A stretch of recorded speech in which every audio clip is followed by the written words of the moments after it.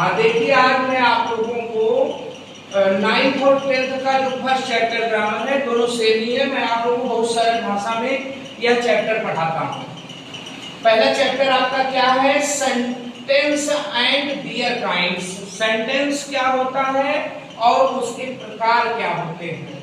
जैसे सेंटेंस अगर किसी ने पूछा आपसे कि सेंटेंस किसे कहते हैं, तो आप बता सकते हैं शब्दों का ऐसा समूह जो पूर्ण और स्पष्ट अर्थ प्रकट करे, उसे सेंटेंस कहते हैं। जैसे इंग्लिश में भी मैंने लिखा है, a sentence is a group of word that makes complete sense.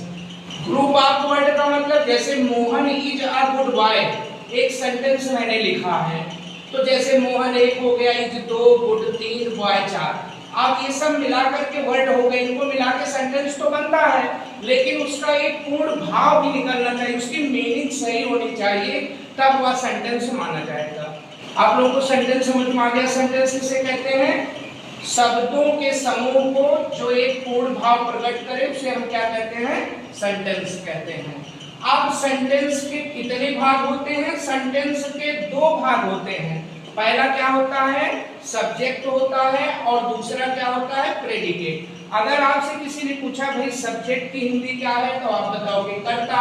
Predicate की हिंदी आपसे पूछी जाए तो आप बताइए विधेय। अब सेंटेंस में सब्जेक्ट को पहचानना, प्रेडिकेट को पहचानना, ये आप लोगों का काम है, ठीक है। जैसे सब्जेक्ट यहाँ पर है, सब्जेक्ट मीन्स क्या होता है? कर्ता। वाक्य का वह भाग जिसके विषय में कुछ कहा जाता है, उसे हम सब्जेक्ट कहते हैं। जैसे मैंने यहाँ एक चीज लिखा है, Radha is a good girl.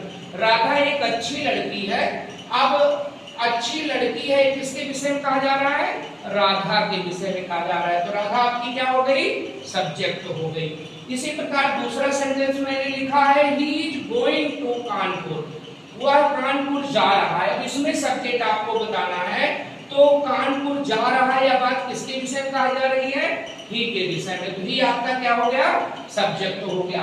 इसी तरीके से आप प्रेडिकेट को देखिए, प्रेडिकेट की हिंदी विधेय होती है, और वाक्य में सब्जेक्ट के विषय में जो कुछ कहा जाता है, उसे हम प्रेडिकेट कहते हैं। तो जैसे राम तो आपका सब्जेक्ट है, आप लोगों ने पहचान लिया, लेकिन अब सिंग आ सॉन्ग, राम के विषय में क्या कहा जा रहा है? सिंग आ सॉन्ग। तो जो सिंग या सॉन्ग है, यह आपका क्या है? प्रेडिकेट। सब्जेक्ट को छोड़कर सेंटेंस में जितने भाग बचे हुए होते हैं, वह सब प्रेडिकेट के अंतर्गत आता है। अब भली बात आपको समझ में आ गई होगी, लेकिन मैं एक बार और आपको सब्जेक्ट के विषय में बता दे रहा हूँ। सब्जेक्ट का मतलब है किसी सेंटेंस में जो काम करे, वही सब्जेक्ट कहलाता है। जैसे यहाँ ही गोइंग टू कानपुर है, तो कानपुर कौन जा रहा है? ही, तो ही आपका सब्जेक्ट हो गया। आप लोगों को अच्छे से समझ में आ गया? किसी को कोई क्वेश्चन तो नहीं पूछना है?